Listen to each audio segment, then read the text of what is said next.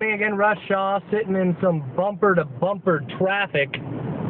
It's, yeah, it's pretty bad. I think the speed limit here is 60.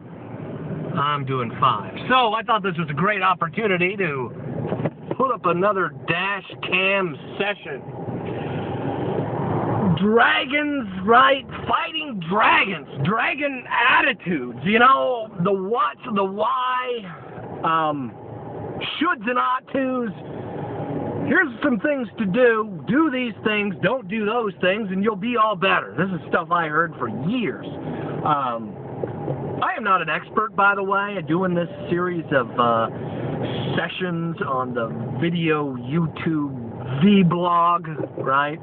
Video book page, whatever you want to call it.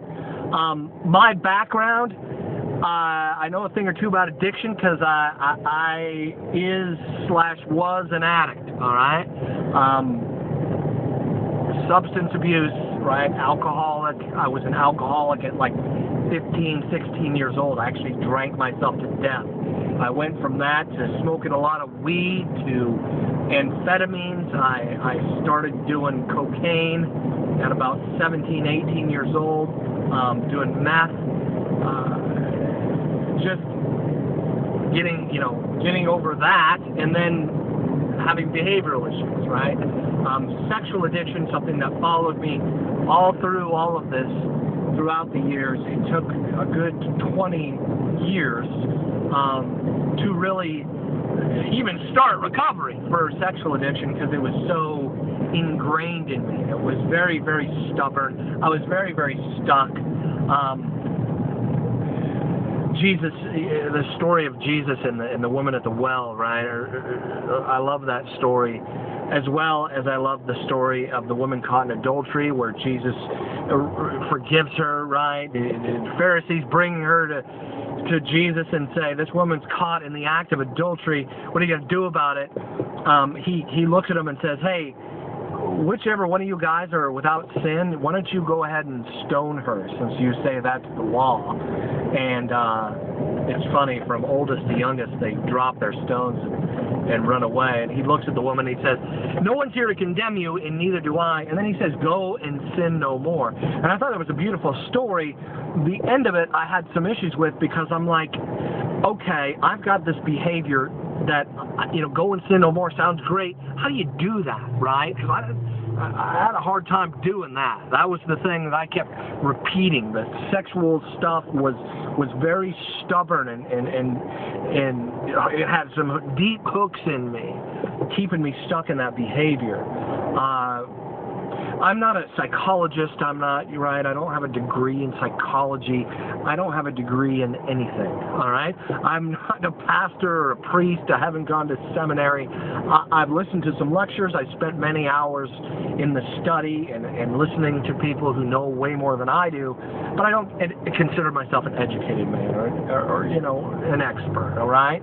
So, I'm a coach. I consider myself more of a coach, all right? Coaching a team from the sidelines more than a counselor or a therapist will it's a one-on-one type of relationship, and that's a good thing, and I think that you should be in a relationship like that, a coaching or a counseling relationship one-on-one with somebody to treat this thing, because it's important, all right?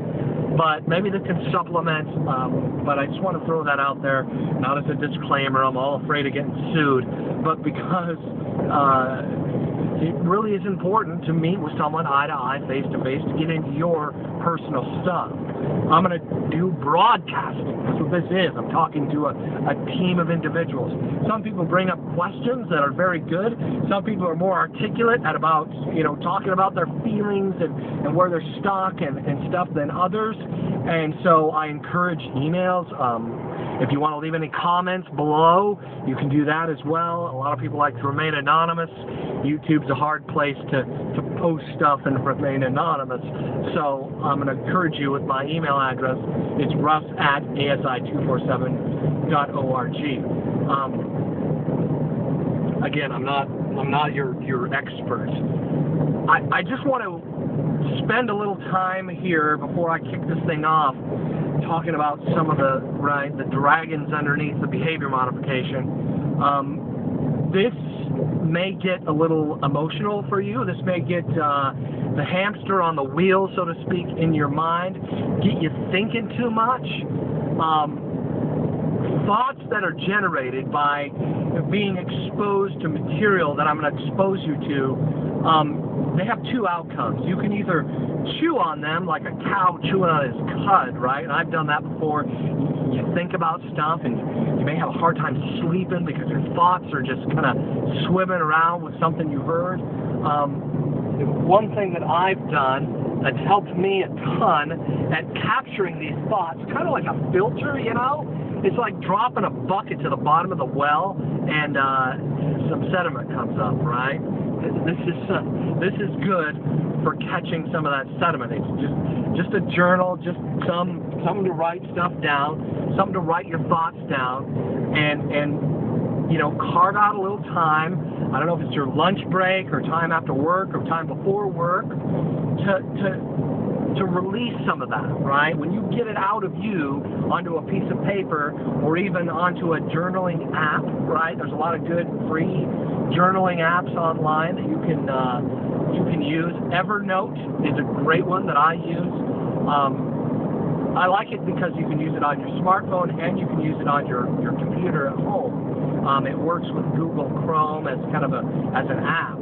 So the app on your phone, when you save it, it automatically saves it on the cloud. So, you know, you have that information with you, password protected wherever you are in front of a screen, right? So this is another great way to journal. Evernote, it's called, if you want to look up that app. But again, take some time to write this stuff out, to release some of those emotions onto that paper, onto that app is healthy, and it really does keep some of those, you know, those thoughts from just racing through your mind. And you know, nothing really gets solved cognitively when it's just racing around in your brain. It's just true.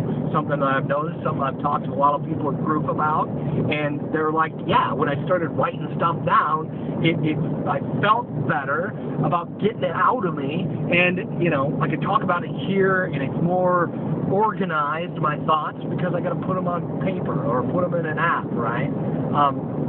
So again, I want to stress the importance of having a container, right? Like this is holding my coffee so I don't spill it in my lap. Your thoughts are kind of like that. You don't want your thoughts getting like hot coffee spilled all over you, right?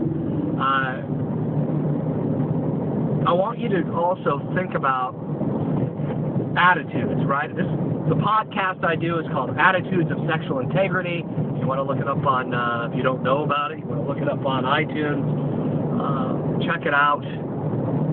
I deal in attitudes. I deal in beliefs. I think it's great to have these behavior modification steps and things to do.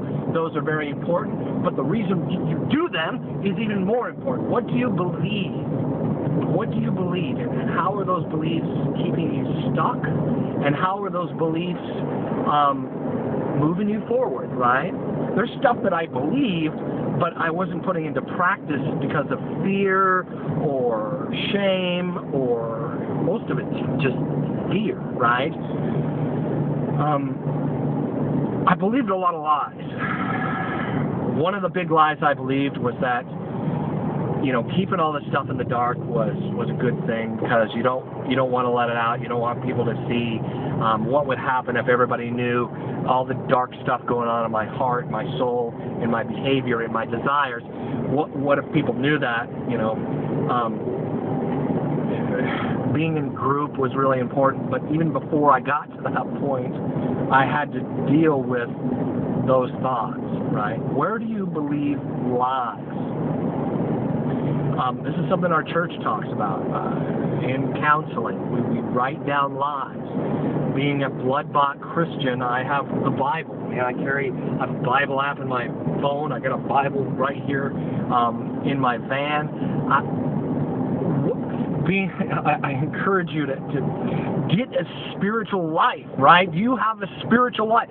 How deep does your desire? How deep do those threads, right, that turn into spider webs, that turn into cables? Where do they come from? I mean, how deep does your decision making go? Your spiritual life is incredibly important. I'm sorry, I got a text message right there. Forgot to turn the sound off. But that's what I want you to think about. Capturing thoughts in a jug called a journal, right? And where do you believe lies? Is there fears that you've believed for a lot of years that are lies? Journal them out. Talk about them. Write down the lies that you believe. That's what I'm going to start out with. Until next time, later.